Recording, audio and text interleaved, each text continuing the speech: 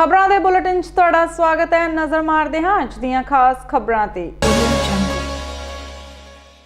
ਬਿਕਰਮਜੀਤ ਮਜੀਠੀਆ ਦੀ ਜ਼ਮਾਨਤ ਉੱਪਰ ਆਮ ਆਦਮੀ ਪਾਰਟੀ ਦਾ ਵੱਡਾ ਬਿਆਨ ਸਾਹਮਣੇ ਆਇਆ ਹੈ, ਜਿਸ ਵਿੱਚ ਕਿਹਾ ਹੈ ਕਿ ਬਿਕਰਮਜੀਤ ਮਜੀਠੀਆ ਨੂੰ ਜ਼ਮਾਨਤ ਦਿਵਾਉਣ ਵਿੱਚ ਚਰਨਜੀਤ ਚੰਨੀ ਤੇ ਨਵਜੋਤ ਸਿੰਘ ਸਿੱਧੂ ਦੀ ਅਹਿਮ ਭੂਮਿਕਾ ਨਿਭਾਉਣਗੇ। ਇਹਨਾਂ ਗੱਲਾਂ ਦਾ ਪ੍ਰਗਟਾਵਾ ਆਪ ਨੇਤਾ ਕੁੰਵਰ ਵਿਜੇ ਪ੍ਰਤਾਪ ਸਿੰਘ ਨੇ ਕੀਤਾ। ਹੁਣ ਇਸ ਬਿਆਨ ਵਿੱਚ ਕਿੰਨੀ ਕੁ ਸੱਚਾਈ ਹੈ, ਆਉਣ ਵਾਲਾ ਸਮਾਂ ਹੀ ਦੱਸੇਗਾ। ਜੇਕਰ ਆਮ ਲੋਕਾਂ ਦੀ ਗੱਲ ਕਰੀਏ ਤਾਂ ਕੋਈ ਮੁਕੱਦਮਾ ਦਰਜ ਕਰਨਾ ਹੁੰਦਾ ਹੈ ਤਾਂ ਪਹਿਲਾਂ ਫੜ ਲੈਂਦੇ ਨੇ, ਉਸ ਤੋਂ ਬਾਅਦ ਮੁਕੱਦਮੇ ਦਰਜ ਕਰਦੇ ਨੇ। ਤੇ ਇਹ ਤਾਂ ਜਾਣ-ਬੁੱਝ ਕੇ ਸਾਰਾ ਕੁਝ ਕਰਾਇਆ ਗਿਆ ਔਰ ਇਹਨਾਂ ਨੂੰ ਪਤਾ ਹੈ, ਸਰਕਾਰ ਨੂੰ ਪਤਾ ਹੈ, ਸਰਕਾਰ ਦੀ ਪੁਲਿਸ ਨੂੰ ਪਤਾ ਹੈ ਕਿ ਉਹ ਕਿੱਥੇ ਨੇ। ਇਹਨਾਂ ਨੇ ਆਪ ਹੀ ਛੁਪਾ ਕੇ ਰੱਖਿਆ ਹੋਇਆ ਹੈ। ਜਦੋਂ ਜ਼ਮਾਨਤ ਹੋ ਜਾਊਗੀ ਫਿਰ ਬੋਲ ਦੇਣਗੇ ਕਿ ਹਾਂ ਜ਼ਮਾਨਤ ਹੋ ਗਈ ਜੀ, ਅਸੀਂ ਕੀ ਕਰਾਂਗੇ। ਪਰ ਸਰਕਾਰ ਦੀ ਇਨਵੋਲਵਮੈਂਟ ਯਾਨੀ ਸਰਕਾਰ ਕਹਿ ਰਹੀ ਸੀ ਛਾਪੇਮਾਰੀ ਕਰ ਰਹੇ ਹਾਂ। ਨਹੀਂ, ਦੇਖੋ ਇਹ ਪਬਲਿਕ ਨੂੰ ਵਿਖਾਉਣ ਵਾਸਤੇ, ਪਬਲਿਕ ਨੂੰ ਗੁੰਮਰਾਹ ਕਰਨ ਵਾਸਤੇ ਇਹ ਕਰ ਰਹੇ ਨੇ। ਚੰਨੀ ਸਾਹਿਬ ਦੀ ਸਰਕਾਰ ਨੂੰ ਪਤਾ ਹੈ, ਜਿਨ੍ਹਾਂ ਦੇ ਕੋਲ ਹੋਮ ਮਿਨਿਸਟਰੀ ਹੈ, ਰੰਧਾਵਾ ਸਾਹਿਬ, ਉਹਨਾਂ ਨੂੰ ਵੀ ਪਤਾ ਹੈ। ਔਰ ਜਿਨ੍ਹਾਂ ਦੀ ਪਾਰਟੀ ਦੀ ਸਰਕਾਰ ਹੈ, ਜੋ ਪਾਰਟੀ ਦੇ ਪ੍ਰਧਾਨ ਨੇ, ਸਿੱਧੂ ਸਾਹਿਬ ਦੀ ਸਰਕਾਰ ਨੂੰ ਵੀ ਪਤਾ ਹੈ ਕਿ ਉਹ ਕਿੱਥੇ ਹੈ। ਲੇਕਿਨ ਉਹ ਸਾਰਾ ਕੁਝ ਉਦੋਂ ਹੋਊਗਾ ਜਦੋਂ ਜ਼ਮਾਨਤ ਹੋ ਜਾਊਗੀ ਔਰ ਜ਼ਮਾਨਤ ਕਰਾਉਣ ਦੇ ਵਿੱਚ ਇਹ ਸਾਰੇ ਮਿਲ ਕੇ ਉਸ ਦੀ ਮਦਦ ਕਰਨਗੇ। ਸਰ, ਕਿਸ ਤਰ੍ਹਾਂ ਕਹਿ ਸਕਦੇ ਹੋ ਕਿ ਜ਼ਮਾਨਤ ਕਰਾਉਣ 'ਚ ਮਦਦ ਕਰ? ਦੇਖੋ, ਹਰ ਕੇਸ ਹਾਰ ਰਹੇ ਨੇ ਸ਼ੁਰੂਆਤ ਤੋਂ ਹੀ। ਜਦੋਂ ਬਰਗਾੜੀ ਕੇਸ ਦੇ ਵਿੱਚ ਦੋਸ਼ੀਆਂ ਦੇ ਵਕੀਲ ਨੂੰ ਇਹਨਾਂ ਨੇ ਐਡਵੋਕੇਟ ਜਨਰਲ ਬਣਾ ਦਿੱਤਾ ਤਾਂ ਉਸ ਤੋਂ ਬਾਅਦ ਸਾਫ਼ ਜ਼ਾਹਿਰ ਹੈ ਕਿ ਕਿਸ ਤਰੀਕੇ ਦੇ ਨਾਲ, ਬਾਅਦ ਦੇ ਵਿੱਚ ਚਲੋ ਬਦਲ ਦਿੱਤਾ, ਲੇਕਿਨ ਇਹਨਾਂ ਦੀ ਮਨਸਾ ਜ਼ਾਹਿਰ ਹੋ ਗਈ ਕਿ ਇਹ ਉਹਨਾਂ ਦੇ ਨਾਲ ਪਹਿਲਾਂ ਮੰਨ ਲਓ ਨਵਜੋਤ ਸਿੱਧੂ 75-25 ਦੀ ਸਰਕਾਰ ਬੋਲਦੇ ਸੀ, ਤਾਂ ਹੁਣ ਮੈਂ ਇਹੀ ਕਹਾਂਗਾ ਕਿ ਇਹ 25-75 ਦੀ ਸਰਕਾਰ ਹੋ ਗਈ ਹੈ। ਤੇ ਇਸ ਕਰਕੇ ਤੁਸੀਂ ਸਾਰਾ ਕੁਝ ਦੇਖੋਗੇ, ਸਿਸਟਮ ਰਲਿਆ ਮਿਲਿਆ ਚੱਲ ਰਿਹਾ ਹੈ ਔਰ ਸਭ ਕੁਝ ਜੋ ਹੋਊਗਾ ਤੁਸੀਂ ਦੇਖ ਲੈਣਾ, ਤੁਹਾਡੇ ਸਾਹਮਣੇ ਹੋਣਾ ਹੈ। ਜ਼ਮਾਨਤ ਕਰਾਉਣ 'ਚ ਪੰਜਾਬ ਸਰਕਾਰ ਵੱਲੋਂ ਪੰਜਾਬ ਵਿੱਚ ਬੋਰਡ ਲਗਾ ਕੇ ਨਰਮੇ ਦੀ ਫਸਲ ਖਰਾਬ ਹੋਣ ਦਾ ਮੁਆਵਜ਼ਾ ਦੇਣ ਦੇ ਵੱਡੇ ਦਾਅਵੇ ਕੀਤੇ ਜਾ ਰਹੇ ਹਨ। ਉੱਥੇ ਹੀ ਮਾਨਸਾ ਦੇ ਪਿੰਡ ਮੂਸਾ ਵਿੱਚ ਪੰਜਾਬ ਸਰਕਾਰ ਨੇ ਇਹਨਾਂ ਦਾਅਵਿਆਂ ਦੀ ਹਵਾ ਨਿਕਲਦੀ ਹੋਈ 28 ਸਾਲਾ ਨੌਜਵਾਨ ਕਿਸਾਨ ਨੇ ਮੁਆਵਜ਼ਾ ਨਾ ਮਿਲਣ ਅਤੇ ਕਰਜ਼ੇ ਤੋਂ ਪਰੇਸ਼ਾਨ ਹੋ ਕੇ ਨਹਿਰ ਵਿੱਚ ਛਾਲ ਮਾਰ ਕੇ ਖੁਦਕੁਸ਼ੀ ਕਰ ਲਈ। ਪ੍ਰਾਪਤ ਜਾਣਕਾਰੀ ਅਨੁਸਾਰ ਪਰਿਵਾਰ ਅਤੇ ਕਿਸਾਨ ਜਥੇਬੰਦੀਆਂ ਨੇ ਦੱਸਿਆ ਹੈ ਕਿ ਨਵਜੋਤ ਸਿੰਘ ਕਰੀਬ 3 ਏਕੜ ਜ਼ਮੀਨ ਦਾ ਮਾਲਕ ਸੀ। ਪਿਛਲੇ ਸਮੇਂ ਨਰਮੇ ਦੀ ਫਸਲ ਖਰਾਬ ਹੋਣ ਦੇ ਚਲਦਿਆਂ ਪਰਿਵਾਰ ਉੱਪਰ 4 ਲੱਖ ਰੁਪਏ ਦਾ ਕਰਜ਼ਾ ਹੋਣ ਕਰਕੇ ਨਵਜੋਤ ਸਿੰਘ ਨੂੰ ਕਈ ਦਿਨਾਂ ਤੋਂ ਪਰੇਸ਼ਾਨ ਕਰ ਰਿਹਾ ਸੀ। ਪਰ ਪਰਿਵਾਰ ਨੇ ਉਸ ਨੂੰ ਕਾਫੀ ਸਮਝਾਇਆ, ਪਰ ਨਵਜੋਤ ਸਿੰਘ ਆਪਣੇ ਘਰ ਵਿੱਚ ਆਪਣਾ ਸਾਰਾ ਸਮਾਨ ਛੱਡ ਕੇ ਕਿਤੇ ਚਲਾ ਗਿਆ ਅਤੇ ਅੱਜ ਨਵਜੋਤ ਸਿੰਘ ਦੀ ਲਾਸ਼ ਨਹਿਰ ਵਿੱਚੋਂ ਬਰਾਮਦ ਹੋਈ ਹੈ। ਮਾਮਲਾ ਤਾਂ ਜੀ ਨੌਜਵਾਨ ਮੁੰਡਾ ਸੀਗਾ ਜੀ, ਤੇ ਉਹਦੀ ਮੰਮੀ ਦੀ ਪਹਿਲਾਂ ਡੈਥ ਹੋ ਗਈ ਸੀ। ਘਰ ਦੇ ਹਾਲਾਤ ਬਹੁਤੇ ਚੰਗੇ ਨਹੀਂ ਸੀਗੇ ਤੇ 4 ਏਕੜ ਦਾ ਇਹ ਕਿਸਾਨ ਮਾਲਕ ਸੀਗਾ ਤੇ ਕਰਜ਼ਾ ਵੀ ਸੁਣੀ ਦਾ 4-5 ਲੱਖ ਰੁਪਏ ਦੇ ਕਰਜ਼ਾ ਜੀ।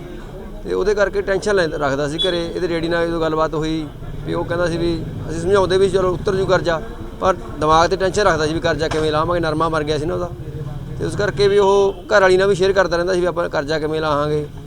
ਤੇ ਜਦੋਂ ਪਰਿਵਾਰ 'ਚ ਹੁਣ ਬਹਿ ਕੇ ਗੱਲਾਂ ਬਾਤਾਂ ਇਹ ਆਈਆਂ ਬਾਹਰ, ਤੇ ਉਹਦੇ ਕਰਕੇ ਉਹ ਘਰੋਂ ਚੱਲ ਕੇ ਜਾ ਕੇ ਉਹਨੇ ਸੁਸਾਈਡ ਕਰ ਲਿਆ ਜੀ। ਉਹਦਾ ਕੀ ਮੰਗ ਕਰਦੇ ਵੀ ਉਹਦਾ ਜਿਹੜਾ ਮਾਲੀ ਮਦਦ ਹੈ ਜੋ ਸਰਕਾਰ ਦੇ ਰਹੀ ਹੈ ਉਹ ਦੇਵੇ, ਤੇ ਪਰਿਵਾਰ ਨੂੰ ਕੋਈ ਸਰਕਾਰੀ ਨੌਕਰੀ ਦੀ ਸਹਾਇਤਾ ਦੇਵੇ ਤੇ ਕਰਜ਼ਾ ਤਾਂ ਮਾਫ਼ ਕਰ ਦੇ ਜੀ।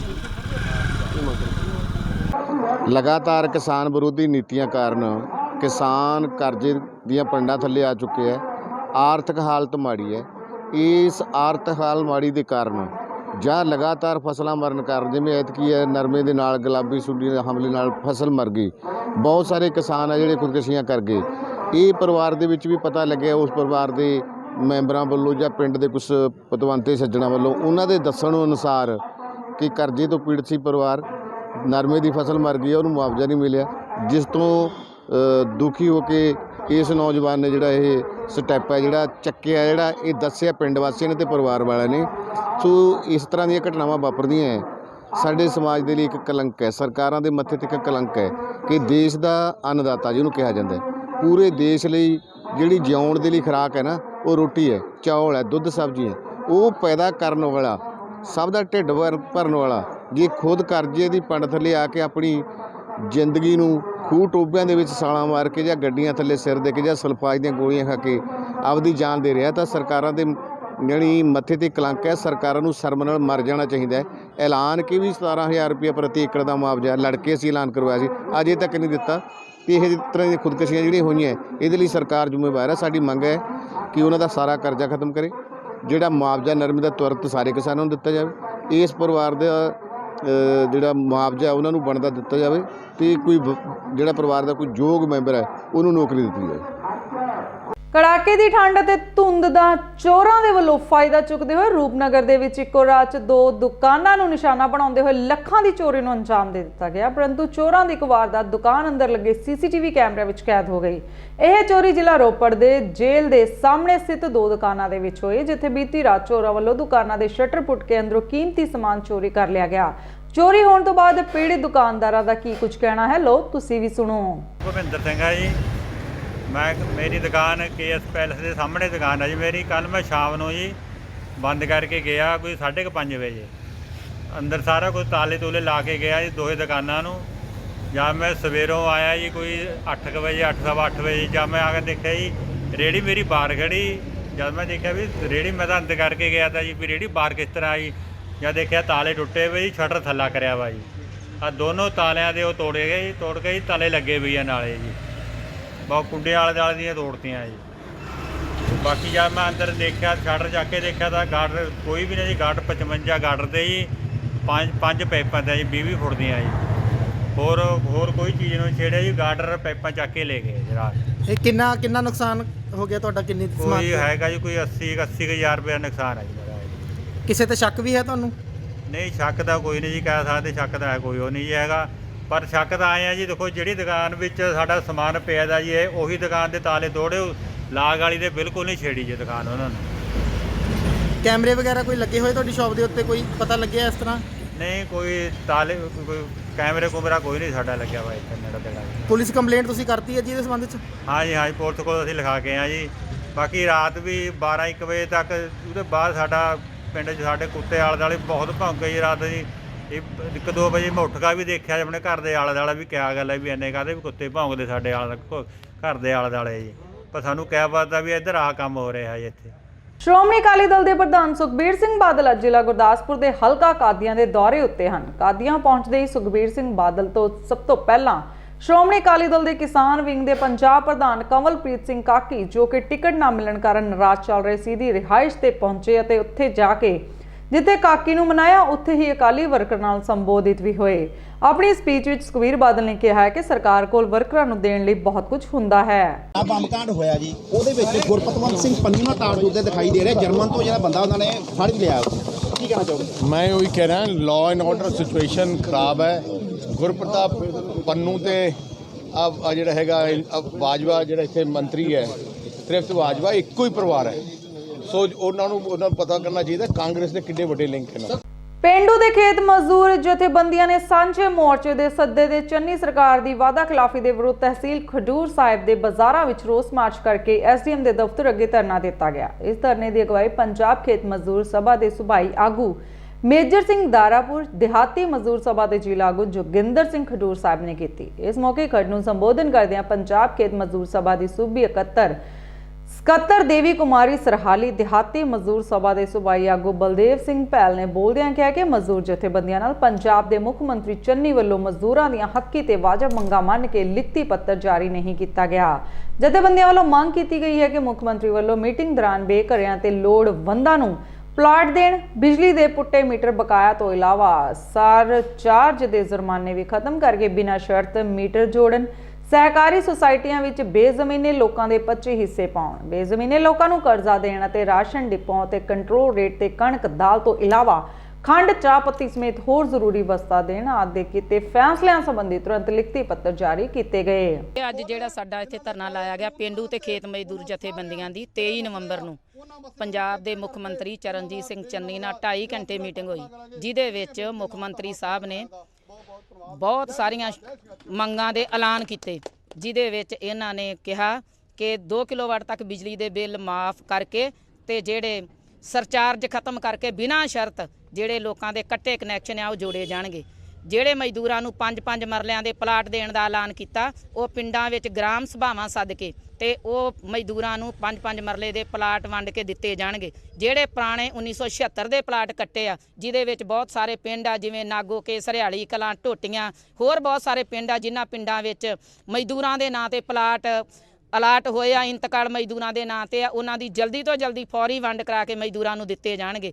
ਉਹਨਾਂ ਵਿੱਚੋਂ ਅਜੇ ਤੱਕ ਸਰਕਾਰ ਨੇ ਕੋਈ ਵੀ ਮਸਲਾ ਜਿਹੜਾ ਹੱਲ ਨਹੀਂ ਕੀਤਾ, ਜਿਨ੍ਹਾਂ ਨੂੰ ਲੈ ਕੇ ਪਿੰਡੂ ਤੇ ਖੇਤ ਮਜ਼ਦੂਰ ਜਥੇਬੰਦੀਆਂ ਪੰਜਾਬ ਸਰਕਾਰ ਦੇ ਲਗਾਤਾਰ ਕਾਲੇ ਝੰਡੇ ਲੈ ਕੇ ਉਹਨਾਂ ਦਾ ਵਿਰੋਧ ਵੀ ਕਰ ਰਹੀਆਂ ਜਿੱਥੇ ਆ ਰਹੇ ਆ, ਤੇ ਅਸੀਂ ਐਸਡੀਐਮ ਦੇ ਦਫ਼ਤਰ ਅੱਗੇ ਪੂਰੇ ਪੰਜਾਬ ਵਿੱਚ ਲਗਾਤਾਰ 28, 29 ਤੇ 30 ਤਰੀਕ ਦੇ ਧਰਨੇ ਲਾ ਕੇ ਤੇ ਸਰਕਾਰ ਨੂੰ ਇਹ ਯਾਦ ਕਰਾਉਣਾ ਚਾਹੁੰਦੇ ਆ ਕਿ ਜਿਹੜਾ ਮੁੱਖ ਮੰਤਰੀ ਸਾਹਿਬ ਨੇ ਮਜ਼ਦੂਰਾਂ ਨਾਲ ਮੀਟਿੰਗ ਵਿੱਚ ਵਾਅਦੇ ਕੀਤੇ ਸੀ ਉਹਨਾਂ ਨੂੰ ਅਜੇ ਤੱਕ ਕਿਸੇ ਵੀ ਕਿਸਮ ਦੇ ਲਾਗੂ ਨਹੀਂ ਕੀਤਾ ਗਿਆ। ਸਰਕਾਰ ਜੇ ਇਹਨਾਂ ਮੰਗਾਂ ਵੱਲ ਫੌਰੀ ਤੌਰ ਤੇ ਧਿਆਨ ਨਹੀਂ ਦਿੰਦੀ, ਜੇ ਇਹ ਮੰਗਾਂ ਫੌਰੀ ਤੌਰ ਤੇ ਮਜ਼ਦੂਰਾਂ ਦੀਆਂ ਨਹੀਂ ਮੰਨਦੀ ਤੇ ਫਿਰ ਖੇਤ ਮਜ਼ਦੂਰ ਜਥੇਬੰਦੀਆਂ ਮੀਟਿੰਗ ਕਰਕੇ ਇਸ ਸੰਘਰਸ਼ ਨੂੰ ਵੱਡੇ ਤੌਰ ਤੇ ਲਿਖਣਗੀਆਂ। ਵਿਧਾਨ ਸਭਾ ਹਲਕਾ ਰੂਪਨਗਰ ਨੂੰ ਵਿਕਾਸ ਕਾਰਜਾਂ ਦੇ ਲਈ ਗ੍ਰਾਂਟਾਂ ਨਾ ਦੇਣ ਦੇ ਵਿਰੋਧ ਵਿੱਚ ਪਿਛਲੇ 4 ਦਿਨਾਂ ਤੋਂ ਭੁੱਖ ਹੜਤਾਲ ਤੇ ਬੈਠੇ ਸਰਪੰਚਾਂ ਦੇ ਕੋਲ ਅੱਜ ਕੁਝ ਸਥਾਨਕ ਕਾਂਗਰਸੀ ਆਗੂ ਪਹੁੰਚੇ ਤੇ ਉਹਨਾਂ ਨੇ ਕੁਝ ਅਮਾਉਂਟ ਦੇ ਚੈੱਕ ਧਰਨੇ ਤੇ ਬੈਠੇ ਸਰਪੰਚਾਂ ਨੂੰ ਦਿੱਤੇ ਅਤੇ ਧਰਨਾ ਸਮਾਪਤ ਕਰਨ ਦੀ ਅਪੀਲ ਕੀਤੀ, ਜਿਸ ਤੋਂ ਬਾਅਦ ਸਰਪੰਚਾਂ ਨੇ ਕੁਝ ਦਿਨਾਂ ਦੇ ਲਈ ਆਪਣੇ ਧਰਨੇ ਨੂੰ ਚੁੱਕ ਲਿਆ। ਪਰੰਤੂ ਸਰਪੰਚਾਂ ਨੇ ਕਿਹਾ ਕਿ ਜੋ ਚੈੱਕ ਦਿੱਤੇ ਹਨ ਬਹੁਤ ਹੀ ਘੱਟ ਪੈਸਿਆਂ ਦੇ ਹਨ, ਉਸ ਦੇ ਨਾਲ ਪਿੰਡਾਂ ਦੇ ਵਿਕਾਸ ਕਾਰਜ ਨਹੀਂ ਕਰਵਾਏ ਜਾ ਸਕਦੇ। ਜੇਕਰ ਜਲਦੀ ਹੋਰ ਪੈਸੇ ਨਾ ਦਿੱਤੇ ਤਾਂ ਦੁਬਾਰਾ ਵੱਡਾ ਸੰਘਰਸ਼ ਛੇੜਿਆ ਜਾਵੇਗਾ। ਹੜਤਾਲ ਸਾਡੀ ਅੱਜ 5ਵੇਂ ਦਿਨ 'ਚ ਪਹੁੰਚ ਚੁੱਕੀ ਹੈ। ਇਹ ਸਾਡੀ ਜਿਹੜੀ ਮੁੱਖ ਮੰਗ ਇਹ ਸੀ ਕਿ ਜਿਹੜੇ ਰੋਪੜ ਜ਼ਿਲ੍ਹੇ ਦੇ 2 ਕੰਸਟੀਚੁਐਂਸੀਆਂ ਨੂੰ 50 ਲੱਖ ਤੋਂ ਲੈ ਕੇ 1 ਕਰੋੜ ਤੱਕ ਦਾ ਤੁਸੀਂ ਉੱਥੇ ਜਿਹੜੀ ਵਿਕਾਸ ਫੰਡ ਦਿੱਤਾ ਹੈ, ਜਦੋਂ ਕਿ ਰੋਪੜ ਹਲਕੇ ਨੂੰ ਤੁਸੀਂ 1 ਪੈਸੇ ਦਾ ਵੀ ਵਿਕਾਸ ਫੰਡ ਨਹੀਂ ਦਿੱਤਾ ਹੈ। ਤੇ 5 ਦਿਨਾਂ 'ਚ ਕੋਈ ਸਾਰ ਲੈਣ ਆਇਆ, ਕੋਈ ਤੁਹਾਨੂੰ ਗ੍ਰਾਂਟ ਗਰੂੰਟ ਵਾਸਤੇ ਕੋਈ ਚੈੱਕ ਕੋਈ ਦਿੱਤਾ ਕੋਈ ਅੱਜ ਤੱਕ? 5 ਦਿਨਾਂ ਦੇ ਵਿੱਚ ਕੋਈ ਨਹੀਂ ਸੀ ਆਇਆ। ਅੱਜ ਸਵੇਰੇ ਰੋਪੜ ਹਲਕੇ ਦੇ ਕੁਝ ਕਾਂਗਰਸੀ ਕਾਰਕੁਨ ਵੀਰ ਇੱਥੇ ਸਾਡੇ ਕੋਲ ਆਏ ਹਨ, ਜਿਹੜੇ ਸਾਨੂੰ ਘੱਟ ਤੋਂ ਘੱਟ 4 ਲੱਖ ਦਾ ਚੈੱਕ ਤੇ ਵੱਧ ਤੋਂ ਵੱਧ 10 ਲੱਖ ਦਾ ਚੈੱਕ ਦੇ ਕੇ ਗਏ। ਇਹ ਗੁੰਗਲੂਆਂ ਤੋਂ ਮਿੱਟੀ ਝਾੜਨ ਵਾਲੀ ਗੱਲ ਹੈ। ਅਸੀਂ ਹੁਣ ਤੱਕ ਸਰਦਾਰ ਚਰਨਜੀਤ ਸਿੰਘ ਚੰਨੀ ਜਿਹੜੇ ਸੀਐਮ ਪੰਜਾਬ ਦੇ ਤੇ ਰਾਣਾ KP ਸਿੰਘ ਜਿਹੜੇ ਵਿਧਾਨ ਸਭਾ ਦੇ ਸਪੀਕਰ ਹਨ, ਅਸੀਂ ਉਹਨਾਂ ਨੂੰ ਭੰਡਦੇ ਆ ਰਹੇ ਸੀ ਕਿ ਉਹਨਾਂ ਦੀ ਮੇਨ ਮੈਂਟਲਿਟੀ ਦੀ ਵਜ੍ਹਾ ਦੇ ਨਾਲ ਉਹ ਆਪਣੇ ਹਲਕਿਆਂ ਨੂੰ ਭਰਪੂਰ ਕਰ ਰਹੇ ਆ ਔਰ ਸਾਨੂੰ ਭੁੱਖਾ ਰੱਖਿਆ ਹੋਇਆ। ਪਰ ਅੱਜ ਮੈਨੂੰ ਬੜੇ ਦੁੱਖ ਦੇ ਨਾਲ ਇਹ ਕਹਿਣਾ ਪੈਂਦਾ ਹੈ ਕਿ ਜਿਹੜੇ ਰੋਪੜ ਦੇ ਕਾਰਕੁਨ ਹੈ ਕਾਂਗਰਸ ਦੇ, ਮਤਲਬ ਮੈਂ ਉਹਨਾਂ ਦੀ ਫੇਲਿਅਰ ਮੰਨਦਾ ਹੈ ਜਾਂ ਮੈਂ ਉਹਨਾਂ ਨੂੰ ਚਾਪਲੂਸ ਕਹਿੰਦਾ ਹੈ। ਮੈਂ ਅੱਜ ਮੇਰਾ ਮਨ ਬੜਾ ਦੁਖੀ ਹੈ ਕਿ ਉਹ ਆਪਣੀ ਚਾਪਲੂਸੀ ਦਾ ਮੁਜ਼ਾਹਰਾ ਕਰਨ ਵਾਸਤੇ ਸਾਨੂੰ ਇਹ ਛੋਟੇ ਚੈੱਕ ਲੈ ਕੇ ਸਾਡੇ ਕੋਲ ਆਏ। ਕਿਆ ਉਹਨਾਂ ਦੇ ਕੋਲ ਇੰਨੀ ਹਿੰਮਤ ਨਹੀਂ ਸੀ ਕਿ ਉਹ ਚੰਨੀ ਨੂੰ ਤੇ ਜਾਂ ਰਾਣਾ ਜੀ ਨੂੰ ਪੁੱਛ ਸਕਦੇ ਕਿ ਤੁਸੀਂ ਆਪਣੇ ਹਲਕਿਆਂ ਨੂੰ ਤੁਸੀਂ 50 ਤੋਂ ਕਰੋੜ ਤੱਕ ਦਾ ਚੈੱਕ ਦੇ ਰਹੇ ਆ ਤੇ ਰੋਪੜ ਨੂੰ ਤੁਸੀਂ 4 ਲੱਖ ਤੋਂ ਲੈ ਕੇ 10 ਲੱਖ ਤੱਕ ਦੇ ਚੈੱਕ ਦੇ ਰਹੇ ਆ। ਇਸ ਦਾ ਜਿਹੜਾ ਕਾਰਨ ਹੈ, ਇਸ ਦਾ ਜਿਹੜਾ ਰੀਜ਼ਨ ਹੈ, ਇਹ ਪੰਚਾਇਤ ਜਾਣਨਾ ਚਾਹੁੰਦੀ ਹੈ। ਜਦੋਂ ਤੱਕ ਸਾਨੂੰ ਪੰਚਾਇਤ ਯੂਨੀਅਨ ਇਹ ਰੀਜ਼ਨ ਦਾ ਪਤਾ ਨਹੀਂ ਲੱਗੇਗਾ, ਅਸੀਂ ਆਪਣੇ ਇਸ ਜਿਹੜੀ ਸਾਡਾ ਲੜਾਈ ਚੱਲੀ ਹੋਈ ਹੈ, ਅਸੀਂ ਉਸ ਤੋਂ ਪਿੱਛੇ ਨਹੀਂ ਹਟਾਂਗੇ। ਪੁਲਿਸ ਵੈਰੀਫਿਕੇਸ਼ਨ ਕਲੀਅਰ ਕਰ ਚੁੱਕੇ ਲੜਕੇ ਲੜਕੀਆਂ ਦੁਆਰਾ ਪਿਛਲੇ 3 ਮਹੀਨੇ ਗੁਰਦੁਆਰਾ ਸ਼੍ਰੀ ਕੋਤਵਾਲੀ ਸਾਹਿਬ ਧਰਨਾ ਦਿੱਤਾ ਜਾ ਰਿਹਾ ਤੇ ਅੱਜ ਉਹਨਾਂ ਦੇ ਦੁਆਰਾ ਸਰਹੰਦ ਮੋਰਿੰਡਾ ਰੋਡ ਜਾਮ ਕਰਕੇ ਨਾਅਰੇਬਾਜ਼ੀ ਵੀ ਕੀਤੀ ਗਈ। ਸਾਡੀ ਜਿਹੜੀ ਪੰਜਾਬ ਪੁਲਿਸ ਦੀ 2016 ਦੀ ਵੇਟਿੰਗ ਲਿਸਟ ਤੇ ਵੈਰੀਫਿਕੇਸ਼ਨ ਕਲੀਅਰ ਕਰਾਉਣ ਨੂੰ ਲੈ ਕੇ ਜਿਹੜਾ ਸਾਡਾ ਧਰਨਾ ਲੱਗਾ ਮੋਰਿੰਡੇ ਜਿਹੜਾ ਕੋਤਵਾਲੀ ਗੁਰਦੁਆਰਾ ਸਾਹਿਬ ਕੋਲੇ, ਤਾਂ ਸਾਨੂੰ ਅੱਜ 4 ਮਹੀਨੇ ਹੋ ਗਏ ਆ। ਇਹ ਸਾਨੂੰ ਡੇਲੀ ਕਹਿੰਦੇ ਤੁਹਾਡੀ ਮੀਟਿੰਗ ਕਰਾ ਦਿੰਦੇ, ਐਂ ਕਰਾ ਦਿੰਦੇ ਆ, ਉਹ ਕਰਾ ਦਿੰਦੇ ਆ, ਪਰ ਅਸਲ 'ਚ ਸਾਡੇ ਨਾਲ ਕੋਈ ਇਹਨਾਂ ਦੀ ਮੀਟਿੰਗ ਨਹੀਂ ਹੋ ਰਹੀ, ਕੋਈ ਗੱਲਬਾਤ ਨਹੀਂ। ਤੇ ਸਾਡਾ ਹੁਣ ਜਿਹੜਾ ਇਹ ਅਸਲ ਜਿਹੜਾ ਮਕਸਦ ਆ ਸਾਡਾ, ਉਹ ਅਸੀਂ ਪੂਰਾ ਕਰਾ ਕੇ ਇੱਥੋਂ ਉੱਠਾਂਗੇ। ਸਾਨੂੰ 4 ਮਹੀਨੇ ਹੋ ਗਏ, ਸਾਡੀ ਕੋਈ ਸੁਣਵਾਈ ਨਹੀਂ ਹੋ ਰਹੀ। ਤੁਹਾਡੀ ਮੀਟਿੰਗ ਹੋਈ ਕਿਸੇ ਅਫਸਰ ਨਾਲ? ਸਾਡੀ ਮੀਟਿੰਗ ਪਹਿਲੋਂ 1 ਵਾਰੀ ਕਰਵਾਈ ਗਈ ਸੀ, ਉੱਥੇ ਹੈੱਡਕੁਆਟਰ ਕਰਵਾਉਂਦੇ, ਉਹ ਕਹਿੰਦੇ ਚੰਨੀ ਸਾਹਿਬ 1 ਵਾਰੀ ਹਾਂ ਕਰ ਦੇਣ ਤਾਂ ਤੁਹਾਡੀਆਂ ਲਿਸਟਾਂ ਉਸੇ ਦਿਨ ਹੀ ਆਊਟ ਕਰ ਦਾਂਗੇ, ਤੁਹਾਡਾ ਸਾਰਾ ਕੰਮ ਹੋਇਆ ਪਿਆ। ਪਰ ਚੰਨੀ ਸਾਹਿਬ ਉਹ ਇਸ ਗੱਲ ਨੂੰ ਲੈ ਕੇ ਸੀਰੀਅਸ ਨਹੀਂ। ਸਾਨੂੰ ਅੱਜ 4 ਮਹੀਨੇ ਹੋ ਗਏ, ਅਸੀਂ ਅੱਕ ਪੱਕ ਕੇ ਹੁਣ ਇੱਥੇ ਬੈਠੇ, ਅਸੀਂ ਇੱਥੋਂ ਉਦੋਂ ਤੇ ਨਹੀਂ ਜਾਣਾ ਜਦੋਂ ਤੱਕ ਸਾਡਾ ਮਸਲਾ ਹੱਲ ਨਹੀਂ ਹੁੰਦਾ। ਤੁਹਾਡੇ ਬੰਦੇ ਟੈਂਕੀ ਤੇ ਚੜੇ ਹੋਏ ਸੀ, ਉਹ ਟੈਂਕੀ ਤੇ ਬੈਠੇ ਆ? ਹਾਂਜੀ ਬੈਠੇ ਆ ਜੀ, ਸਾਡੇ ਉੱਥੇ ਕੋਤਵਾਲੀ ਸਾਹਿਬ ਗੁਰਦੁਆਰਾ ਕੋਲੇ ਜਿਹੜੇ ਟੈਂਕੀ ਤੇ ਚੜੇ ਆ ਮੁੰਡੇ, ਉਹ ਉੱਥੇ ਹੀ ਬੈਠੇ ਆ। ਸਾਡੇ 2 ਮੁੰਡੇ 2 ਕੁੜੀਆਂ, ਤੇ ਬਾਕੀ ਅਸੀਂ ਇੱਥੇ ਅੱਜ ਆਇਆ, ਰੋਡ ਜਾਮ ਕੀਤਾ ਤੇ ਸਾਡਾ ਮਸਲਾ ਹੱਲ ਕਰੋ ਜਲਦੀ ਤੋਂ ਜਲਦੀ। ਡੇਰਾ ਬਾਬਾ ਸ਼੍ਰੀ ਚੰਦ ਸੇਵਾ ਸੁਸਾਇਟੀ ਵੱਲੋਂ ਧੰਨ ਧੰਨ ਬਾਬਾ ਜੋਰਾਵਰ ਸਿੰਘ, ਧੰਨ ਧੰਨ ਬਾਬਾ ਫਤਿਹ ਸਿੰਘ ਅਤੇ ਮਾਤਾ ਗੁਜਰੀ ਜੀ ਦੀ ਲਾਸਾਨੀ ਸ਼ਹਾਦਤ ਨੂੰ ਸਮਰਪਿਤ 41 ਖੰਡ ਪਾਠਾਂ ਦੇ ਭੋਗ ਪਾਏ ਗਏ। ਇਸ ਮੌਕੇ 800 ਦੇ ਕਰੀਬ ਸਾਧੂਆਂ ਨੂੰ ਲੰਗਰ ਛਕਾ ਕੇ ਦਕਸ਼ਨਾ ਵੀ ਦਿੱਤੀ ਗਈ। ਇਸ ਮੌਕੇ ਖੰਡ ਪਾਠ ਕਰਵਾਉਣ ਵਾਲੀਆਂ ਸੰਗਤਾਂ ਦਾ ਸਨਮਾਨ ਵੀ ਕੀਤਾ ਗਿਆ। ਸਤਿ ਸ਼੍ਰੀ ਅਕਾਲ ਜੀ। ਇਸ ਟਾਈਮ ਅਸੀਂ ਮੌਜੂਦ ਹੈਗੇ ਜੋਤੀ ਸਰੂਪ ਦੇ ਨੇੜੇ ਡੇਰਾ ਬਾਬਾ ਸ਼੍ਰੀ ਚੰਦ। ਇੱਥੇ ਹਰ ਸਾਲ ਜਿਹੜੇ ਸਮਾਗਮ ਚੱਲਦੇ ਨੇ, ਸ਼ਹੀਦੀ ਜੋੜ ਮੇਲੇ ਬਾਬਾ ਜੋਰਾਵਰ ਸਿੰਘ, ਬਾਬਾ ਫਤਿਹ ਸਿੰਘ, ਮਾਤਾ ਗੁਜਰੀ ਔਰ ਉਹਨਾਂ ਦੀ ਸ਼ਹੀਦੀ ਨੂੰ ਸਮਰਪਿਤ 1956 ਤੋਂ ਲੈ ਕਰਕੇ ਜਿਹੜੀ ਨਿਰੰਤਰ ਗੁਰੂ ਕੇ ਲੰਗਰਾਂ ਦੀ ਸੇਵਾ ਤੇ ਅਖੰਡ ਪਾਠ ਸਾਹਿਬ ਦੀ ਸੇਵਾ ਜਿਹੜੀ ਨਿਰੰਤਰ ਚੱਲਦੀ ਹੈ। ਇਸ ਸਾਲ ਵੀ 42 ਅਖੰਡ ਪਾਠ ਸਾਹਿਬ ਦੇ ਅੱਜ ਸੰਪੂਰਨ ਜਿਹੜੀ ਸਮਾਪਤੀ ਹੋਈ ਹੈ। ਸਮਾਪਤੀ ਉਪਰੰਤ 850 ਦੇ ਕਰੀਬ ਜਿਹੜੇ ਸਾਧੂ ਮਹਾਤਮਾ ਅੱਜ ਇੱਥੇ ਪੁੱਜੇ ਨੇ ਦੇਸ਼ ਦੇ ਵੱਖ-ਵੱਖ ਕੋਨਿਆਂ ਦੇ। ਉਹਨਾਂ ਨੂੰ ਪ੍ਰਸ਼ਾਦਾ ਪਾਣੀ ਪੰਗਤ ਲਾ ਕੇ ਛਕਾਇਆ ਗਿਆ। ਉਪਰੰਤ ਦਰਸ਼ਨ ਦੇ ਕੇ ਜਿਹੜਾ ਜੋੜੀ ਇਹ ਸ਼ਹੀਦੀ ਸਮਾਗਮਾਂ ਦੀ ਜਿਹੜੀ ਉਹ ਸਮਾਪਤੀ ਕੀਤੀ ਗਈ ਹੈ। ਸ਼ਹੀਦੀ ਜੋੜ ਮੇਲੇ ਦੇ ਦੌਰਾਨ ਦਵਾਈਆਂ ਦਾ ਲੰਗਰ ਵੀ ਇੱਥੇ ਸੇਵਾ ਚੱਲੀ ਹੈ, ਫ੍ਰੀ ਮੈਡੀਕਲ ਕੈਂਪ, ਖੂਨਦਾਨ ਕੈਂਪ ਵੀ, ਜਿਹਦੇ ਵਿੱਚ ਡੀਸੀ ਮੈਡਮ ਨੇ, ADC ਦੋਨੋਂ, SDM ਸਾਹਿਬਾਨ, ਸਾਰੇ ਪ੍ਰਸ਼ਾਸਨ, ਸਾਰਾ ਸਮੁੱਚਾ ਪ੍ਰਸ਼ਾਸਨ ਨੇ ਇਸ ਲੰਗਰ ਦੇ ਵਿੱਚ ਸ਼ਮੂਲੀਅਤ ਕੀਤੀ ਹੈ ਤੇ ਸਾਨੂੰ ਨਾਲ ਜਿਹੜੀ ਹੈਗੀ ਆ ਆਪਣਾ ਸਹਿਯੋਗ ਦਿੱਤਾ ਹੈ ਜੀ।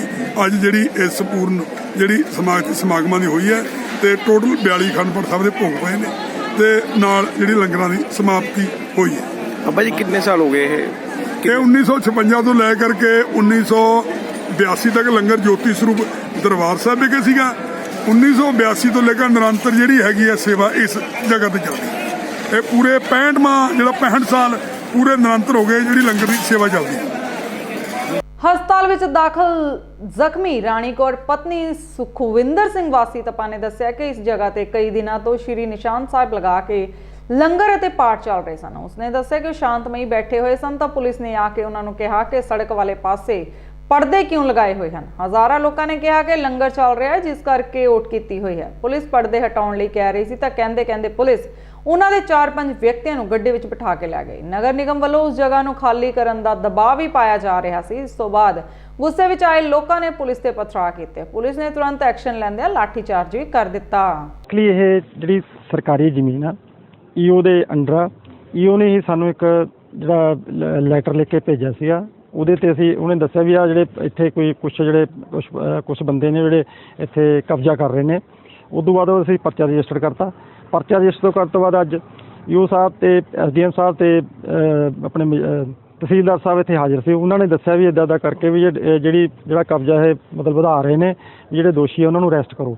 ਅਸੀਂ ਅੱਜ ਜਿਹੜਾ ਉਹਨਾਂ ਦੇ ਕਹਿਣ ਦੇ ਮੁਤਾਬਕ ਹੀ ਉਹਨਾਂ ਨੇ ਆਇਡੈਂਟੀਫਾਈ ਕੀਤੇ ਸੀਗੇ ਤਹਿਸੀਲਦਾਰ ਸਾਹਿਬ ਤੇ SDM ਸਾਹਿਬ ਨੇ। ਉਹ ਅਸੀਂ ਜਿਹੜੇ ਦੋਸ਼ੀ ਅੱਜ ਫੜਨ ਦੀ ਖਾਤਰ ਆ ਰਹੇ ਸੀਗੇ। ਜਦੋਂ ਅਸੀਂ ਫੜ ਕੇ ਗੱਡੀ 'ਚ ਪਾਉਣ ਲੱਗੇ ਸਾਡੇ ਤੇ ਉਹਨਾਂ ਨੇ ਮਤਲਬ ਮਾਰੂ ਹਥਿਆਰਾਂ ਨਾਲ ਅਟੈਕ ਕਰਤਾ, ਜਿਸ ਦੇ ਵਿੱਚ ਮੇਰਾ SHO, ਇੱਕ ਲੜਕੀ ਦੀ ਵਰਦੀ ਪਾੜਤੀ, ਇੱਕ ਜਿਹੜਾ ਲੜਕਾ ਉਹਦੇ ਵੀ ਕਾਫੀ ਸੱਟਾਂ ਵੱਜੀਆਂ ਨੇ। This is SHO is very serious. ਉਹਦੀ ਕੋਈ ਸਕੂਨ ਵੀ ਹੋ ਰਹੀ ਆ, ਕਾਫੀ ਸੱਟ ਆ ਗਈ। ਉਸ ਤੋਂ ਬਾਅਦ ਮਤਲਬ ਜਿਹੜੀ ਪੁਲਿਸ ਨੇ ਆਪਦੀ SDM ਸਾਹਿਬ ਤੇ ਮੈਜਿਸਟਰੇਟ ਸਾਹਿਬ ਇੱਥੇ ਹਾਜ਼ਰ ਸੀ। ਜਦੋਂ ਆਪਦੀ ਸੇਫਟੀ ਲਈ, ਆਪਦੀ ਆਤਮ ਰੱਖਿਆ ਲਈ ਜਿਹੜੀ ਕਿ ਮਤਲਬ ਨਹੀਂ ਸਾਨੂੰ ਮਾਰ ਦਿੰਦੇ, ਉਹਦੇ ਲਈ ਅਸੀਂ ਮਤਲਬ ਜਿਹੜੀ ਆਤਮ SDM ਸਾਹਿਬ ਤੇ ਉਦੋਂ ਕਿੱਦਾਂ ਫੈਰ ਪੁਲਿਸ ਤੋਂ ਜ਼ਰੂਰ ਹੋਇਆ। ਪੰਜਾਬ ਦੇ ਖੇਡ ਤੇ ਸਿੱਖਿਆ ਮੰਤਰੀ ਪ੍ਰਗਟ ਸਿੰਘ ਨੇ ਆਪਣੀ ਸੁਲਤਾਨਪੁਰ ਲੋਧੀ ਦੀ ਫੇਰੀ ਦੌਰਾਨ ਜਿੱਥੇ ਟਿੱਬਾ ਦੇ ਸਰਕਾਰੀ ਸਕੂਲ ਵਿੱਚ ਹਾਕੀ ਅਕੈਡਮੀ ਦੇ ਛੋਟੀ ਉਮਰੇ ਦੇ ਖਿਡਾਰੀਆਂ ਨਾਲ ਮੁਲਾਕਾਤ ਕੀਤੀ ਤੇ ਉਹਨਾਂ ਦੀ ਹੌਸਲਾ ਅਫਜ਼ਾਈ ਵੀ ਕੀਤੀ। ਉੱਥੇ ਹੀ ਪ੍ਰਗਟ ਸਿੰਘ ਨੇ ਕਿਹਾ ਕਿ ਪੰਜਾਬ ਦੇ ਨਵੇਂ ਸਪੋਰਟਸ ਮਾਡਲ ਦੀ ਸ਼ੁਰੂਆਤ ਹੋ ਚੁੱਕੀ ਹੈ, ਜਿਸ ਦੇ ਤਹਿਤ ਤਕਰੀਬਨ 2000 ਫਿਜ਼ੀਕਲ ਐਜੂਕੇਸ਼ਨ ਦੇ ਅਧਿਆਪਕਾਂ ਦੀ ਪੋਸਟ ਸੈਕਸ਼ਨ ਕੀਤੀ ਗਈ ਹੈ। ਇਸ ਦੇ ਨਾਲ ਹੀ ਉਹਨਾਂ ਨੇ ਐਲਾਨ ਕੀਤਾ ਕਿ ਇਸ ਮਾਡਲ ਵਿੱਚ ਖੇਡ ਨੂੰ ਪ੍ਰਮੋਟ ਕਰਨ ਲਈ ਦੱਖਣੀ ਅਫਰੀਕਾ ਤੇ ਕੋਚ ਲਿਆਏ ਜਾਣਗੇ ਤੇ ਖੇਡ ਪਨੀਰੀ ਨੂੰ ਉਤਸ਼ਾਹਿਤ ਕੀਤਾ ਜਾਵੇਗਾ। ਇਸ ਦੇ ਨਾਲ ਹੀ ਉਹਨਾਂ ਨੇ ਸੁਲਤਾਨਪੁਰ ਲੋਧੀ ਵਿੱਚ 6 ਐਂਡ ਸਾਈਡ ਐਸਟਰੋਡ ਤੇ ਛੰਨਾ ਸ਼ੇਰ ਸਿੰਘ ਵਿੱਚ ਕਬੱਡੀ ਮੈਚ ਸਥਾਪਿਤ ਕਰਨ ਦਾ ਐਲਾਨ ਕੀਤਾ। ਸਪੋਰਟਸ ਮਾਡਲ ਤਾਂ ਬੇਸਿਕਲੀ ਆਲਰੇਡੀ ਅਸੀਂ ਉਹਦੇ ਲਾਈਨ ਅਪ ਕਰ ਲਿਆ ਕਿ ਸਾਰੇ ਬੱਚਿਆਂ ਨੂੰ ਸਕੂਲਾਂ ਦੇ ਵਿੱਚ ਅਸੀਂ ਗਰਾਊਂਡਾਂ ਤੱਕ ਲੈ ਕੇ ਜਾਣਾ, ਔਰ ਉਹਦੇ ਲਈ ਮੈਂ 2000 ਫਿਜ਼ੀਕਲ ਐਜੂਕੇਸ਼ਨ ਦੀਆਂ ਪੋਸਟਾਂ ਸੈਂਕਸ਼ਨ ਕਰਵਾ ਲਈਆਂ। ਔਰ ਉਹਦਾ ਆਲਰੇਡੀ ਮੈਂ ਸਾਊਥ ਅਫਰੀਕਾ ਨਾਲ ਇੱਕ ਪ੍ਰੋਗਰਾਮ ਡਿਜ਼ਾਈਨ ਕਰ ਲਿਆ, ਕਿਉਂਕਿ ਦੁਨੀਆ ਦੇ ਉੱਤੇ ਸਾਊਥ ਅਫਰੀਕਾ ਦੇ ਜਿਹੜੇ ਫਿਜ਼ੀਕਲ ਟ੍ਰੇਨਰ ਆ ਉਹ ਸਭ ਤੋਂ ਵਧੀਆ ਟ੍ਰੇਨਰ ਹੈ। ਕਿਉਂਕਿ ਜਿਹੜਾ ਬੱਚਾ ਆ ਉਹ 0 ਤੋਂ ਲੈ ਕੇ 8 ਸਾਲ ਤੱਕ ਉਹਦੇ ਫਿਜ਼ੀਕਲ ਪੈਰਾਮੀਟਰ ਜਿਹੜੇ ਉਹ ਫਿਕਸ ਹੁੰਦੇ ਆ। ਉਹਦੇ ਵਿੱਚ ਲੇਟਰ ਔਨ ਕਰੈਕਸ਼ਨ ਹੋ ਸਕਦੀ ਆ, ਲੇਕਿਨ ਉਹਨੂੰ ਚੇਂਜ ਨਹੀਂ ਕੀਤਾ ਜਾ ਸਕਦਾ। ਇਹਦਾ ਮਤਲਬ ਇਹ ਹੋਇਆ ਕਿ ਸਾਨੂੰ ਪ੍ਰਾਇਮਰੀ ਐਜੂਕੇਸ਼ਨ ਦੇ ਵਿੱਚ ਜਦੋਂ ਉਹਦੀ ਏਜ ਜਿਹੜੀ ਆ ਉਹ 8 ਸਾਲ ਤੋਂ 9 ਸਾਲ ਤੋਂ ਪਹਿਲਾਂ ਦੀ ਆ, ਉਹਦੇ ਤੇ ਸਾਨੂੰ ਬਹੁਤ ਜ਼ਿਆਦਾ ਕੰਮ ਕਰਨ ਦੀ ਜ਼ਰੂਰਤ ਹੈਗੀ ਆ। ਉਹਦੇ ਨਾਲ ਹੀ ਬਿਲਡਅਪ ਹੋਣਾ, ਕਿਉਂਕਿ ਮੈਂ ਹਮੇਸ਼ਾ ਲੌਂਗ ਟਰਮ ਤੇ, ਕਿਉਂਕਿ ਚਾਹੇ ਐਜੂਕੇਸ਼ਨ ਹੋਵੇ ਚਾਹੇ ਸਪੋਰਟਸ ਹੋਵੇ, ਜਿਹੜੇ ਹੁਣ ਓਲੰਪਿਕ ਦੇ ਮੈਡਲ ਆਏ ਆ ਇਹ 2005 ਦਾ ਬੇਸ ਆ। ਆਪਾਂ ਇਹਨੂੰ ਓਵਰਨਾਈਟ ਕੁਝ ਨਹੀਂ ਬਦਲਾ ਕਰ ਸਕਦੇ, ਨਾ ਐਜੂਕੇਸ਼ਨ ਦੇ ਵਿੱਚ ਤੇ ਨਾ ਹੈਲਥ ਦੇ ਵਿੱਚ। ਸੋ ਇਹਦੇ ਲਈ ਮੈਂ ਆਲਰੇਡੀ ਰੋਡ ਮੈਪ ਜਿਹੜਾ ਬਣਾ ਲਿਆ ਹੈਗਾ, ਔਰ ਆਉਣ ਵਾਲੇ ਸਮੇਂ ਦੇ ਵਿੱਚ ਇਹਦੀ ਇੰਪਲੀਮੈਂਟੇਸ਼ਨ ਬਿਲਕੁਲ ਕਰਾਂਗੇ ਤਾਂ ਕਿ। ਔਰ ਇੱਕ ਗੱਲ ਮੈਨੂੰ ਹੋਰ ਵੀ ਤੁਹਾਨੂੰ ਦੱਸ ਦਿੰਦਾ, ਜੇ ਤੁਸੀਂ ਸਾਰੇ ਲੋਕਾਂ ਨੇ, ਕਿਉਂਕਿ ਡੈਮੋਕ੍ਰੇਸੀ ਦਾ ਚੌਥਾ ਪਿਲਰ ਜਿਹੜਾ ਉਹ ਬੇਸਿਕਲੀ ਪ੍ਰੈਸ ਹੈ, ਔਰ ਤੁਸੀਂ ਸਾਰਿਆਂ ਨੇ ਔਰ ਸਾਰੇ ਲੋਕਾਂ ਨੇ ਇਸ ਗੱਲ ਨੂੰ ਸਪੋਰਟ ਕੀਤਾ। ਤੇ ਜੇ ਦੁਬਾਰਾ ਵੀ ਮੈਨੂੰ ਕਿਤੇ ਮੰਤਰੀ ਕਿਸੇ ਨੇ ਬਣਾਇਆ ਤਾਂ ਮੈਂ ਇਹੀ ਮਹਿਕਮਾ ਲੈਣਾ, ਇਸ ਕਰਕੇ ਲੈਣਾ ਕਿਉਂਕਿ ਬਾਕੀ ਹੋਰ ਬਾਕੀ ਹੋਰ ਗੱਲਾਂ ਚੱਲਦੀਆਂ ਰਹਿੰਦੀਆਂ, ਲੇਕਿਨ ਜਿਹੜੀ ਸਾਡੀ ਯੰਗ ਪੀੜ੍ਹੀ ਆ, ਨੌਜਵਾਨ ਪੀੜ੍ਹੀ ਆ, ਉਹਨੂੰ ਚੰਗੇ ਪਾਸੇ ਨੂੰ ਸਮੇਂ ਦਾ ਹਾਣੀ ਬਣਾਉਣਾ। ਐਜੂਕੇਸ਼ਨ ਮਾਡਲ ਤੇ ਬੜੀਆਂ ਟਿੱਪਣੀਆਂ ਹੋਈਆਂ, ਪਾਰਟੀਆਂ ਨੇ ਵਿਰੋਧੀਆਂ ਨੇ, ਤੁਸੀਂ ਕਿੰਨਾ ਕੁ ਯਕੀਨ ਕਰਦੇ ਹੋ ਕਰੰਟ ਸਿਸਟਮ? ਮੈਂ ਨਹੀਂ ਕਹਿੰਦਾ, ਦੇਖੋ ਸਾਡੇ ਕੋਲ 19,500 ਸਕੂਲ ਹੈ, ਦਿੱਲੀ ਦੇ ਵਿੱਚ 1052 ਸਕੂਲ ਹੈ, ਮੈਟਰੋਪੋਲੀਟਨ ਸਿਟੀ ਆ ਸਾਡਾ। ਇਹਨਾਂ ਨੇ ਕਦੀ ਇਹ ਜਾ ਕੇ ਦੇਖਿਆ ਵੀ ਬੇੜੀਆਂ ਵਾਲੇ ਪੁਲ ਤੋਂ ਵੀ ਅੱਗੇ ਜਾ ਕੇ ਸਕੂਲੇ ਜਾਣਾ ਪੈਂਦਾ? ਲੇਕਿਨ ਉਹਦੇ ਬਾਵਜੂਦ ਵੀ ਜਿਹੜਾ PGI ਇੰਡੈਕਸ ਹੈ ਉਹਦੇ ਵਿੱਚ ਪੰਜਾਬ ਨੰਬਰ 1 ਆਇਆ। ਮੈਂ ਕਦੀ ਸੈਟੀਸਫਾਈ ਨਹੀਂ ਹੁੰਦਾ, ਮੈਂ ਅੱਧਾ ਗਲਾਸ ਭਰਿਆ ਦੇਖਦਾ, ਅੱਧਾ ਖਾਲੀ ਕਦੀ ਨਹੀਂ ਦੇਖਿਆ। ਉਹ ਇਸ ਕਰਕੇ ਨਹੀਂ ਦੇਖਿਆ, ਜੇ ਤੁਸੀਂ ਨੈਗੇਟਿਵਿਟੀ 'ਚ ਪੈ ਜਾਓਗੇ ਤਾਂ ਤੁਸੀਂ there is always scope for improvement. ਔਰ ਉਸ ਇੰਪਰੂਵਮੈਂਟ ਲਈ ਅਸੀਂ ਮੈਂ ਸੋਚਿਆ ਵੀ ਕੇਜਰੀਵਾਲ ਹੁਣੀ ਕੋਈ ਨਵੀਂ ਗੱਲ ਕਰਨਗੇ। ਮੈਂ ਸੋਚਿਆ ਵੀ ਕੋਈ ਇੰਟੈਲੈਕਚੁਅਲ ਐਜੂਕੇਸ਼ਨਿਸਟ ਉੱਥੇ ਲੈ ਕੇ ਬਾਥਰੂਮ ਹੋ ਸਕਦਾ ਕੋਈ ਗੰਦਾ ਹੋਵੇ, ਮੈਂ ਨਹੀਂ ਕਹਿੰਦਾ, ਹੋ ਸਕਦਾ ਬਾਥਰੂਮ ਕਿਤੇ ਟੁੱਟਿਆ ਵੀ ਹੋਵੇ, ਬਟ ਉਹਦੇ ਨਾਲ ਜੇ 5 ਸਟਾਰ ਹੋਟਲਾਂ ਦੇ ਵਿੱਚ ਫਿਰ ਨਿਆਣੇ ਪੜ੍ਹਦੇ ਹੁੰਦੇ ਤਾਂ ਫਿਰ ਉਹ ਨਿਆਣੇ ਤਾਂ ਬਹੁਤ ਚੰਗੇ ਹੁੰਦੇ। ਸੋ ਇਸ ਕਰਕੇ ਇਹਨਾਂ ਚੀਜ਼ਾਂ ਨਾਲ ਕੰਪੇਅਰ ਕਰਨ ਦੀ ਜ਼ਰੂਰਤ ਨਹੀਂ ਹੈ। ਹਾਂ, ਜੇ ਉਹਨਾਂ ਦੀ ਦਿੱਲੀ ਵਾਲਿਆਂ ਦੀ ਵੀ ਕੋਈ ਚੰਗੀ ਗੱਲ ਹੋਊਗੀ ਅਸੀਂ ਸਿੱਖ ਲਾਂਗੇ, ਮੈਨੂੰ ਕੋਈ ਪ੍ਰੋਬਲਮ ਨਹੀਂ ਹੈ, ਮੈਨੂੰ ਸਿੱਖਣ ਦੀ ਕਿਸੇ ਤੋਂ ਕੋਈ ਪ੍ਰੋਬਲਮ ਨਹੀਂ। ਲੇਕਿਨ ਅਨਫੋਰਚੂਨੇਟਲੀ ਇਹ ਘਟੀਆ ਦਰਜੇ ਦੀ ਰਾਜਨੀਤੀ ਕਰਦੇ ਆ, ਇਹਨਾਂ ਲਈ ਮੈਂ ਬਹੁਤਾ ਇੱਧਰ ਨੂੰ ਧਿਆਨ ਨਹੀਂ ਦਿੰਦਾ। ਬੀਤੇ ਸਮੇਂ ਦੌਰਾਨ ਆਈ ਕਰੋਨਾ ਮਹਾਮਾਰੀ ਦੌਰਾਨ ਹਸਪਤਾਲਾਂ ਵਿੱਚ ICU ਬੈੱਡ ਅਤੇ ਆਕਸੀਜਨ ਦੀ ਆਈ ਕਮੀ ਕਾਰਨ ਜਿਸ ਤਰ੍ਹਾਂ ਮਰੀਜ਼ਾਂ ਤੇ ਹਸਪਤਾਲਾਂ ਦੇ ਪ੍ਰਬੰਧਕਾਂ ਨੂੰ ਪਰੇਸ਼ਾਨੀ ਦਾ ਸਾਹਮਣਾ ਕਰਨਾ ਪੈ ਰਿਹਾ ਸੀ, ਉਸੇ ਤੋਂ ਸਬਕ ਲੈਂਦੇ ਹੋਏ ਹੁਣ ਨਿੱਜੀ ਹਸਪਤਾਲਾਂ ਨੇ ਕਰੋਨਾ ਦੀ ਤੀਜੀ ਵੇਵ ਦੇ ਨਾਲ ਨਿਪਟਣ ਲਈ ਪਹਿਲਾਂ ਤੋਂ ਹਸਪਤਾਲਾਂ ਦੇ ਵਿੱਚ ਪੁਖਤਾ ਪ੍ਰਬੰਧ ਕਰਨੇ ਸ਼ੁਰੂ ਕਰ ਦਿੱਤੇ ਹਨ, ਜਿਸ ਦੇ ਚੱਲਦਿਆਂ ਰੂਪਨਗਰ ਸ਼ਹਿਰ ਦੇ ਨਿੱਜੀ ਪਰਮਾਰ ਹਸਪਤਾਲ ਵੱਲੋਂ ਆਕਸੀਜਨ ਦੀ ਕਮੀ ਨੂੰ ਪੂਰਾ ਕਰਨ ਦੇ ਲਈ ਆਪਣਾ ਆਕਸੀਜਨ ਪਲਾਂਟ ਲਗਾਇਆ ਗਿਆ, ਜਿਸ ਦਾ ਉਦਘਾਟਨ ਡਿਪਟੀ ਕਮਿਸ਼ਨਰ ਰੂਪਨਗਰ ਸ਼੍ਰੀਮਤੀ ਸੋਨਾਲੀ ਗਿਰੀ ਵੱਲੋਂ ਕੀਤਾ ਗਿਆ। ਪਰਮਾਰ ਹਸਪਤਾਲ ਜ਼ਿਲ੍ਹੇ ਦਾ ਅਜਿਹਾ ਪਹਿਲਾ ਨਿੱਜੀ ਹਸਪਤਾਲ ਹੈ ਜਿਸ ਦੇ ਵਿੱਚ ਆਪਣਾ ਆਕਸੀਜਨ ਪਲਾਂਟ ਮੌਜੂਦ ਹੈ। ਬਿਲਕੁਲ ਜੀ, ਜਿਵੇਂ ਕਿ ਸਾਰਿਆਂ ਨੂੰ ਪਤਾ ਹੈਗਾ, ਰੋਪੜ ਜ਼ਿਲ੍ਹੇ ਦੇ ਵਿੱਚ ਜਿਹੜਾ ਬਹੁਤ ਹੀ ਇੱਕ ਵੱਡਾ ਹਸਪੀਟਲ ਹੈਗਾ ਪਰਮਾਰ ਹਸਪੀਟਲ, ਜਿਨ੍ਹਾਂ ਨੇ ਹਮੇਸ਼ਾ ਲੋਕਾਂ ਦੇ ਸਿਹਤ ਦੇ ਵਾਸਤੇ, ਲੋਕਾਂ ਦੀ ਭਲਾਈ ਵਾਸਤੇ ਅੱਗੇ ਉਪਰਾਲੇ ਕੀਤੇ हैं, काम ਕੀਤੇ हैं। ਅੱਜ ਉਸੇ ਦੀ ਕੜੀ ਦੇ ਵਿੱਚ ਅੱਜ ਇੱਥੇ ਇੱਕ ICU ਵਾਰਡ ਦਾ ਵੀ ਇੱਕ ਇਹਨਾਂ ਨੇ ਐਕਸਟੈਂਸ਼ਨ ਕੀਤਾ ਹੈਗਾ, ਜੋ ਬਹੁਤ ਜ਼ਿਆਦਾ ਅੱਗੇ ਸਿਹਤ ਸੁਵਿਧਾਵਾਂ ਪ੍ਰੋਵਾਈਡ ਕਰਾਉਣ ਦੇ ਵਾਸਤੇ, ਤੇ ਨਾਲ ਹੀ ਜਿਵੇਂ ਕੋਵਿਡ ਦੇ ਸਮੇਂ ਦੌਰਾਨ ਕਮੀ ਪੇਸ਼ੀ ਆਈ ਸੀਗੀ ICU ਬੈੱਡਸ ਵਗੈਰਾ ਦੀ, ਲੋਕਾਂ ਨੂੰ ਮਿਲ ਨਹੀਂ ਰਹੇ ਸੀਗੇ, ਉਸ ਦੇ ਵਿੱਚ ਇੱਕ ਬਹੁਤ ਜ਼ਿਆਦਾ ਅੱਜ ਇੱਕ ਸਟਰੈਂਥ ਮਿਲੀ ਹੈਗੀ। ਨਾਲ ਹੀ ਜਿਵੇਂ ਆਕਸੀਜਨ ਦੀ ਕਮੀ ਕਾਰਨ ਕਰਕੇ ਲੋਕਾਂ ਨੂੰ ਦਿੱਕਤ ਪਰੇਸ਼ਾਨੀ ਪੇਸ਼ ਆਈ ਸੀਗੀ, ਉਸ ਦੇ ਵਾਸਤੇ ਵੀ ਅੱਜ ਪਰਮਾਰ ਹਸਪਤਾਲ ਦੇ ਵਿੱਚ ਆਪਣਾ ਖੁਦ एक PSA प्लांट ਇਹਨਾਂ ਦੇ ਵੱਲੋਂ आज ਇਨੋਗ੍ਰੇਟ ਕੀਤਾ ਗਿਆ ਹੈ। ਬਹੁਤ ਜ਼ਿਆਦਾ ਹੀ ਵਧੀਆ ਇੱਕ ਚੀਜ਼ ਹੈਗੀ। ਇਸੇ ਤਰੀਕੇ ਦੇ ਵੱਡੇ ਹਸਪੀਟਲ ਜੇਕਰ ਆਪਣੇ ਇਸ ਛੋਟੇ ਚੀਜ਼ਾਂ ਨੂੰ ਧਿਆਨ ਦੇ ਵਿੱਚ ਰੱਖਦੇ ਹੋਏ ਕਰਨ ਤਾਂ ਮੈਨੂੰ ਨਹੀਂ ਲੱਗਦਾ ਹੈਗਾ ਜਿਵੇਂ ਦਿੱਲੀ ਵਰਗੀ ਕੋਈ ਸਿਚੁਏਸ਼ਨ ਜਾਂ ਫਿਰ ਹੋਰ ਥਾਵਾਂ ਤੇ ਸਾਨੂੰ ਜਿਵੇਂ ਪੇਸ਼ ਆਈ ਸੀਗੀ ਸੈਕੰਡ ਵੇਵ ਦੇ ਦੌਰਾਨ, ਉਹ ਅੱਗੇ ਕਦੋਂ ਵੀ ਪੇਸ਼ ਆਣੀ ਹੈਗੀ। ਪਿਛਲੀ ਵੇਵ 'ਚ ਅਸੀਂ ਦੇਖਿਆ ਸੀ ਸਾਡੇ ਪਾਸ ਬਹੁਤ ਤੰਗੀ ਸੀਗੀ ਕੇਸਿਸ ਨੂੰ ਮੈਨੇਜ ਕਰ ਲਈ, ਹੈਂਡਲ ਕਰ ਲਈ। ICU ਦੇ ਵਿੱਚ ਬਹੁਤ ਕਮੀ ਮਰੀਜ਼ ਆ ਗਏ ਸੀ ਪਰ ਸਾਡੇ ਪਾਸ ਮੈਨੇਜ ਨਹੀਂ ਸੀ ਕਰ ਸਕੇ, ਤੋ ਅਸੀਂ ਲੈਵਲ 2 ਤਾਈਂ ਪੇਸ਼ੈਂਟਸ ਨੂੰ ਰੱਖਿਆ, ਲੈਵਲ 3 ਤਾਈਂ ਪੇਸ਼ੈਂਟਸ ਨਹੀਂ ਰੱਖ ਸਕਦੇ ਸੀ।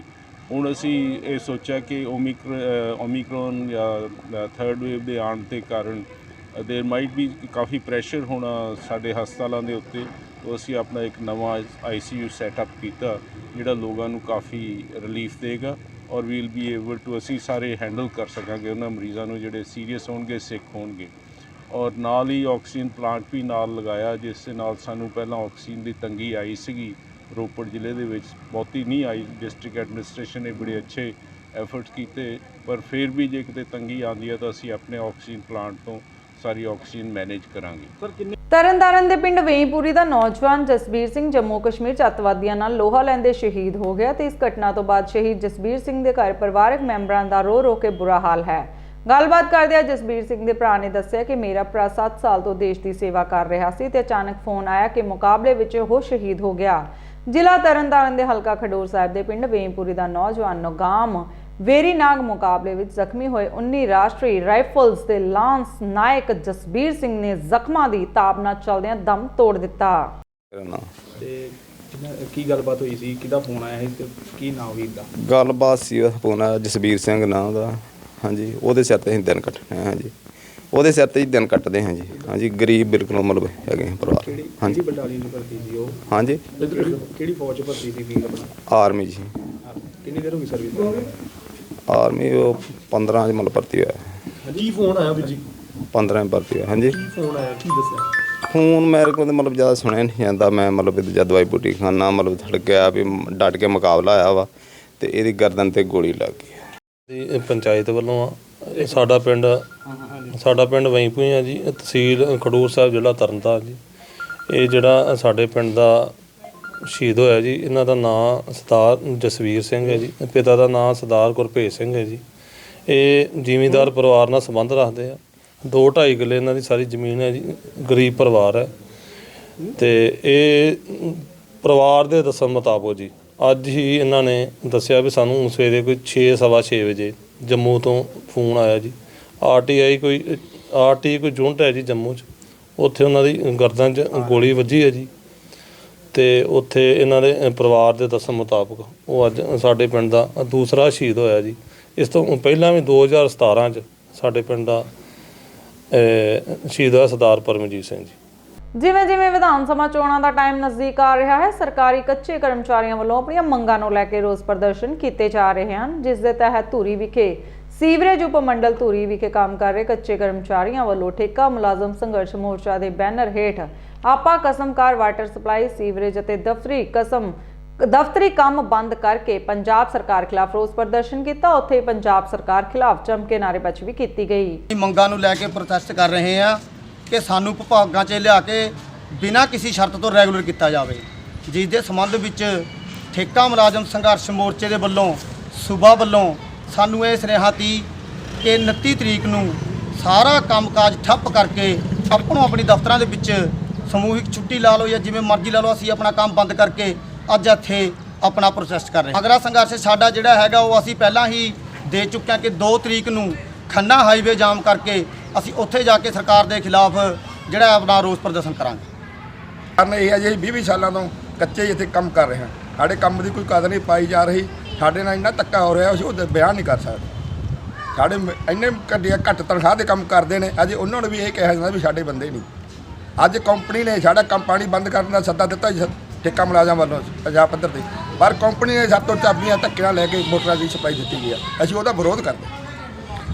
ਅਗਲਾ ਸੰਘਰਸ਼ ਕੀ ਹੋਏਗਾ? ਅਗਲਾ ਸੰਘਰਸ਼ ਇਹੀ ਹੈ ਸਾਡਾ 2 ਤਰੀਕ ਦਾ। ਉਸ ਤੋਂ ਬਾਅਦ ਹੋਰ ਹੀ ਲਿਖਾਂਗੇ ਜੋ ਜੇ ਚੋਣ ਜਾਤ ਮਿਲਾ ਤਾਂ ਚੋਣ ਜਾਤ ਦੇ ਵਿੱਚ ਵਿਰੋਧ ਕਰਾਂਗੇ। ਜਿਹੜਾ 2022 ਦੇ ਚੋਣ ਆਉਣਗੀਆਂ, ਕਾਂਗਰਸ ਸਰਕਾਰ ਵਿਰੁੱਧ ਬੱਚਿਆਂ ਸਮੇਤ ਸੜਕਾਂ 'ਤੇ ਆ ਕੇ ਧਰਨੇ ਲਾਵਾਂਗੇ।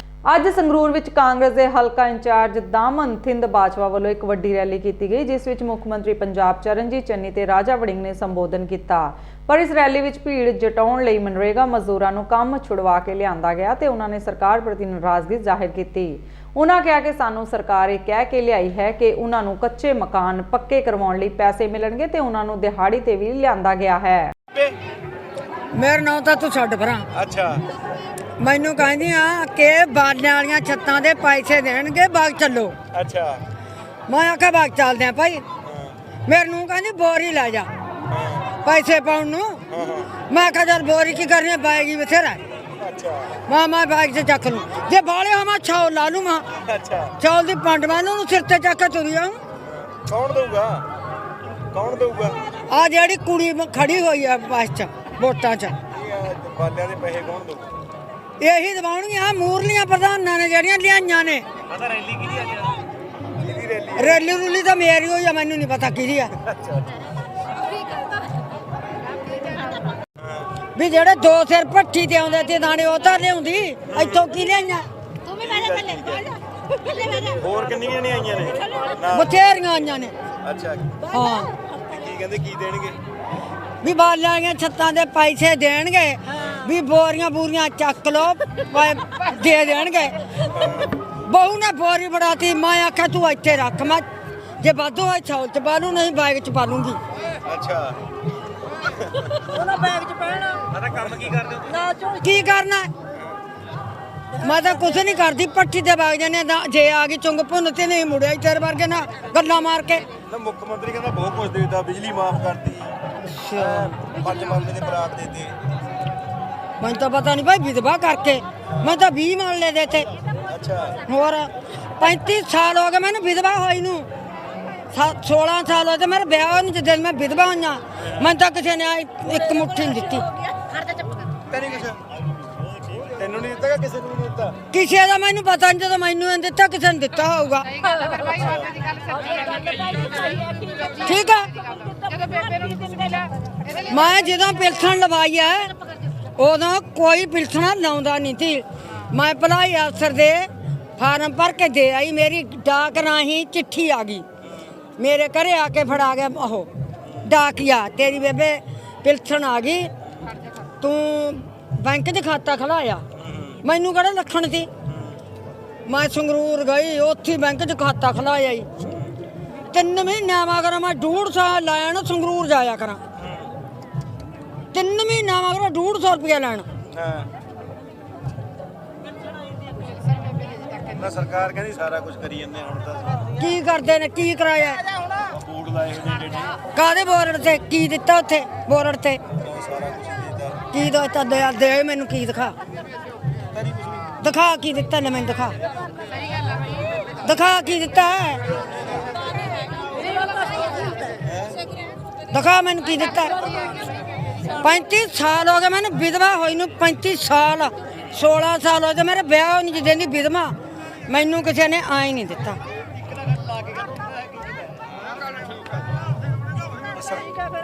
ਲੋਕਾਂ ਦੇ ਭਾਂਡੇ ਮਾਂਜ ਕੇ ਨਾਈਆਂ ਵਾਲਾ ਕੰਮ ਕੀਤਾ, ਭਾਂਡੇ ਮਾਂਜੇ, ਹਲਟੀ